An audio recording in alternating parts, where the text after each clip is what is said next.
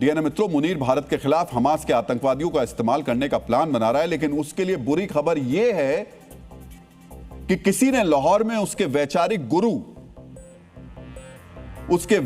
गुरु को गोली मार दी है।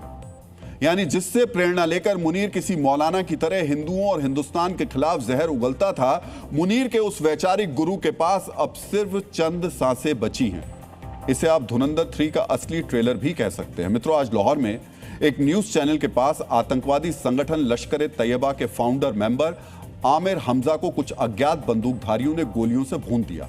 आज सबसे पहले आपको जानना चाहिए, आमिर हमजा को आसिम मुनीर का वैचारिक गुरु क्यों कहा जा रहा है। पाकिस्तान की आतंकी सेना के चीफ आसिम मुनीर का एक एक शब्द, एक एक विचार, हिंदुओं और हिंदुस्तान से उसकी नफरत बिल्कुल अपने वैचारिक गुरु जैसी है। यानी पाकिस्तान के आतंकी संगठन के कमांडर और पाकिस्तान की आतंकी सेना के चीफ की सोच बिल्कुल एक जैसी है, जिसमें भारत के खिलाफ सिर्फ जहर भरा है। आसिम मुनीर ने हिंदुओं से अपनी नफरत आज से ठीक 1 साल पहले यानी 16 अप्रैल 2025 के दिन जाहिर की थी। मुनीर का जो बयान हमने आपको सुनाया वो ठीक 1 साल पहले आज ही के दिन आया था, और यह भी एक संयोग है, आज ही उसके वैचारिक गुरु आमिर हमजा को किसी ने लाहौर में गोली मार दी। मित्रों, आसिम मुनीर को इस वक्त अमेरिका के राष्ट्रपति ट्रंप ने ईरान भेजा है ताकि वो ईरान को वार्ता के लिए तैयार कर सके, और इधर लाहौर में आमिर हमजा को किसी ने गोली मार दी। मित्रों, पाकिस्तान में मुनीर के वैचारिक गुरु का रुतबा इतना बुलंद था कि इस आतंकवादी को बाकायदा न्यूज चैनल में इंटरव्यू के लिए बुलाया जाता था। उसको टीवी पर बैठाकर उसकी बातों का प्रचार प्रसार किया जाता था। जिस वक्त हमजा को गोली मारी गई, वो एक न्यूज चैनल से इंटरव्यू देकर लौट रहा था। इसी दौरान मोटरसाइकिल से आए 2 अज्ञात हमलावरों ने उसको गोली मार दी। गोलियां लगने के बाद हमजा को अस्पताल में भर्ती करवाया गया, जहां उसकी हालत गंभीर बनी हुई है। लश्कर तैयबा का यह आतंकी भारत के लिए उतना ही खतरनाक है जितना लश्कर चीफ आतंकी हाफिज सईद है। आमिर हमजा लश्कर तैयबा के 17 संस्थापकों में शामिल है, यानी लश्कर का फाउंडर मेंबर है।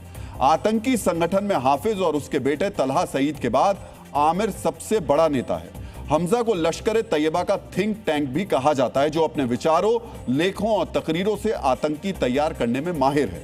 1979 से 1992 तक इस आतंकवादी ने अफगान मुजाहिदीन के साथ रूसी फौजों से भी लड़ाई की थी। आमिर हमजा को हाफिज सईद का राइट हैंड माना जाता है। यही वजह है हाफिज सईद ने उसे संगठन के लिए फंड इकट्ठा करने का महत्वपूर्ण काम सौंपा है। लश्कर तैयबा में उसके ऑपरेशनल रोल को देखते हुए 30 अगस्त 2012 को अमेरिका ने उसे ग्लोबल टेररिस्ट घोषित किया। 2018 में सईद के कहने पर इसने जैशे मन काफा नाम का एक नया फ्रंट बनाया ताकि लश्कर पर पाबंदी के बाद भी पैसे जुटाए जा सके। मित्रों, लश्कर तैयबा चीफ आतंकी जो हाफिज सईद है, आजकल अज्ञात हमलावरों के डर से बाहर कम निकलता है।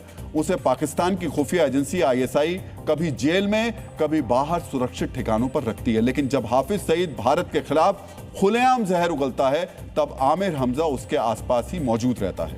इस वीडियो में भी आप हाफिज सईद के साथ आमिर हमजा को देख सकते हैं। पाकिस्तान में आमिर हमजा को हाफिज सईद की परछाई भी कहा जाता है। हमजा के अंदर भी हिंदुओं और हिंदुस्तान को लेकर वैसा ही जहर भरा हुआ है जैसा हाफिज सईद के अंदर भरा है। हमजा अपनी भड़काऊ तकरीरों में कभी गजवाए हिंद के सपने दिखाता है, कभी यूपी के मुख्यमंत्री योगी आदित्यनाथ के खिलाफ बयानबाजी करता है। जी, भारत को एक गीदड़ भपकिया देने वाला इस वक्त अस्पताल में पड़ा हुआ है। हाफिज सईद का डिप्टी और मुनीर का यह वैचारिक गुरु अपनी तकरीरों में किसी दूसरे आतंकवादी के जनाजे को बहुत खूबसूरत बता रहा था, लेकिन पाकिस्तान के अस्पताल से जो जानकारी मिल रही है उसके मुताबिक इसका जनाजा कभी भी निकल सकता है। आमिर हमजा ने भारत के खिलाफ कई विवादित टिप्पणियां की हैं। हम चाहते तो आपको बयान नहीं सुनवाते, लेकिन जिस आतंकवादी को अज्ञात बंदूकधारियों ने गोली मारी, वो भारत के लिए किस तरह साजिश रच रहा था, वो आप इसके जहरीले बयान सुनकर ही समझ सकते थे। वैसे जो आतंकवादी भारत के हर शहर पर मुंबई जैसा हमला करने की मंशा रखता हो, जो आतंक के जरिए गजवाए हिंद का ख्वाब देखता हो, जो कश्मीर को पाकिस्तान बनाना चाहता हो और जो भारत की राजधानी दिल्ली पर इस्लामिक झंडा लहराने की बात कहता हो, उसके पास कम ही सांसें बची हैं। ये खबर हर हिंदुस्तानी के लिए अच्छी है। मित्रों, पिछले साल भी इस आतंकवादी को घर पर मारने की कोशिश की गई थी। मई 2025 में हमजा को उसके घर पर अज्ञात हमलावरों ने गोली मारी थी। इस हमले में हमजा गंभीर रूप से घायल हुआ था। तब मुनीर के वैचारिक गुरु को लाहौर के मिलिट्री हॉस्पिटल में भर्ती करवाया गया था और उसको खुद ISI सुरक्षा दे रही थी। कई महीनों के इलाज के बाद हमजा अस्पताल से डिस्चार्ज हो गया, लेकिन हमजा सुधरा नहीं।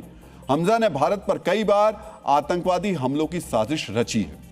लश्कर दुनिया के सबसे खतरनाक आतंकवादी संगठनों में से एक है, जिसने भारत में सैकड़ों हमले किए।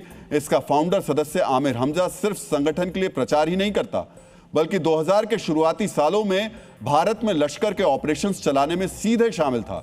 वो लश्कर के स्पेशल कैंपेन डिपार्टमेंट का हेड यानी HOD भी था। 2001 के रामपुर CRPF कैंप हमले की प्लानिंग में हमजा सीधे तौर पर शामिल था। 2005 में बेंगलुरु स्थित भारतीय विज्ञान संस्थान पर हमले की साजिश हमजा ने रची थी। इस हमले में एक प्रोफेसर की मौत हुई थी, जबकि 4 लोग घायल हुए थे। जून 2006 में आमिर हमजा ने नागपुर में RSS मुख्यालय पर हमले की प्लानिंग की, लेकिन तीनों आतंकवादियों को गेट के बाहर ही मार दिया गया। 26/11 मुंबई आतंकी हमले की प्लानिंग और आतंकवादियों की भर्ती का काम भी हमजा ने ही किया था। मित्रों, भारत को इतने जख्म देने वाले मुनीर के इस वैचारिक गुरु के पास अब बहुत ही कम वक्त बचा है।